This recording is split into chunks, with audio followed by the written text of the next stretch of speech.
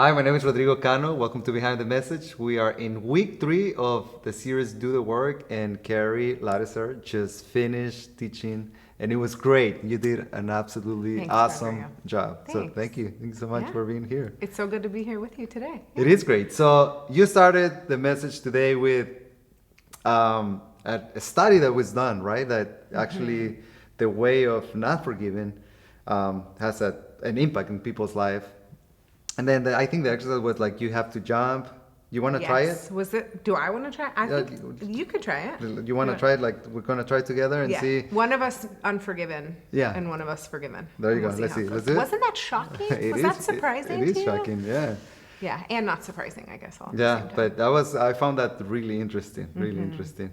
But I mean, it's a very heavy topic, forgiveness. Sure. Very serious topic, and I know that it's so timely for a lot of things that have been happening throughout society and in our culture. But you started talking also about some myths. You talk Yeah. about some myths about forgiveness, and I want to start there if that's okay Okay, with you. sure. So let me ask you this: like, out of those 3 myths, which one do you feel you struggle the most, or have you been maybe trying to overcome over the years? Yeah. I mean, all 3 of them really resonated with me, and we were so intentional because this is a weighty topic to try to be clear about what forgiveness is not. But that idea that forgiveness is forgetting, like that's one that was really drilled into me.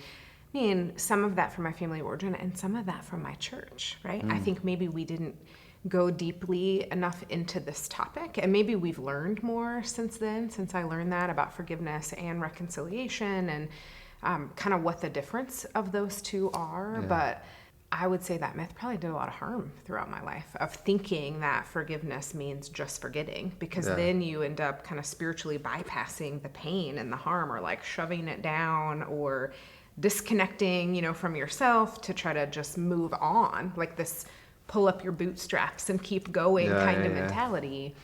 And so to know, actually, there's a lot of repair work that comes on the other side of forgiveness before you forget. And I would actually propose, maybe we never forget. Maybe those things stay with us, but they become like scars, where they were wounds and they become scars that like remind us of God's healing, and maybe even become medicine for other people on that journey. So in some ways, forgetting probably isn't the right path versus remembering but forgiving anyways, and holding on to the wisdom or the relief or the redemption that came from hard things that you had to forgive. That's really good.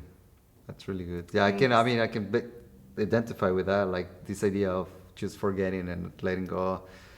And I would say that, like you said, like I think the church for so many years have kind of like put that idea out there that that's what forgiveness means. So I'm glad that we're taking the time to clarify some of those things, and hopefully, start this journey with a lot of people. Even as we talk about the U Plus conversations that we have, Totally. Maybe that's some of the next steps, and how can we come along people and help them overcome some of those things. Totally. Yeah. And we talk about, like, really all throughout the series, those things don't ever stop impacting you until you deal with them. So it's kind of like we just keep like that weight we talked about, we just keep piling on, and until we engage in doing the work, we're just carrying them around with us. So this is such an important, I think, invitation for all of us to engage in this kind of stuff. Yeah, thank you. Thanks so much. You also said forgiveness is a choice to cancel debt. Let's unpack a little bit on that. Like, I found that like so impactful. This is an intentional choice to forgiving debt. Yeah. What does that mean to you? Like, I mean, I think of a variety of ways to even look at that. Like, when someone hurts me, this is probably different for all of us, I can justify, I can be angry, I can want them to pay back, like, I just think there's cost that comes with pain. And maybe I even think of parenting right now. I have 2 younger kids, and if one of them harms the other one, there's like this deeply rooted desire to want to hurt back, as if that's gonna repay the debt, right? Like somehow we believe, like, if I hurt you. So I'm really trying to even work this out with my son, who's 8. Like, what do you think that is gonna accomplish, right? Somehow we have bought into this idea versus choosing to cancel the cost or the harm or Wow. the debt that came with somebody's offense against you. Yeah. I think that's what canceling debt is to cancel the offense, to cancel the cost, to cancel the pain or the harm of whatever the offense was. And again, that doesn't mean that there's not restorative work that needs Yeah, to be yeah, done, yeah. right? If somebody, I don't know, blew up your car, like if I wanted to go film some YouTube videos in the parking lot and use your car as a Yeah, prop and those, yeah. like, forgiving the debt is one thing. That's a choice you make. Yeah. That doesn't mean there's not restorative justice Yeah, that yeah, needs to yeah, happen yeah. on the other side of that. And to repair a relationship on the other side of forgiveness, it's shoring up that debt that has to happen between two people, Yeah. right? That, and we talked about reconciliation being different than forgiveness. Yeah. So I guess there's some nuance in there, but I think canceling debt is to say, you don't owe me for the harm you caused or the cost of whatever you did. Yeah. And I think that's so powerful. It's really hard. It Right? is hard. Yeah, it Really is hard. Like, let's name it. It's Yeah. really hard. And even as you are describing it, in giving the example of your kids and this tendency that we have to, I want to get back, at you. I want to hurt you because of what you did to me. Totally. And just the work that it takes. And I hope that everyone who is listening can really grasp that it's not an automatic, it's not something that just happens overnight, but it's something that we constantly work through. Totally. And that even this idea of the password, right? The password that Yeah. kind of like it's a Yeah. reminder of being intentional about doing those steps in order for us Yes. to be able to forget. Yeah. To forgive. Daily, Yeah. sometimes hourly, right? Yeah. However often you need to. Yeah. And so you talk about those kind of like 4 things also like to help us forgive. Mm-hmm. So you talk about, admitting that you were hurt. That's really good. How you were hurt, the decision to cancel the debt, and then reminding yourself of that decision. Once again, like this idea of which one resonates with you, which one would you say you struggle the most? Oh, which one do I struggle with the most? For me, for sure, it's naming the hurt. And I'll go even a little bit deeper there. Like, I don't think it's hard for us to know that we are hurt. Yeah. Right? Yep. But it took me years of like therapy and intentional work to be able to name the hurt. Because honestly, for me, it just came up as anger for a long time. Like anger would bubble up. The way I talk about it is it felt like the Hulk was like coming up inside of me. You know, that like kind of feeling. And so I just felt it as anger, and it took a lot of work and probably some courage and some help from a counselor to get to underneath that, like, oh, I actually feel really sad right now, or I haven't grieved this thing. Yeah. And so until I could do the work to like sift through different emotions and what they feel like, because I didn't learn what they feel like, what they feel like in my body, how I experience different emotions. Doing that work then helped me kind of take that step too. So not just naming that I was hurt, but naming the hurt. Oh, this felt like rejection. Oh, this felt like disappointment. Oh, this felt like resentment. Whatever those kinds of things are.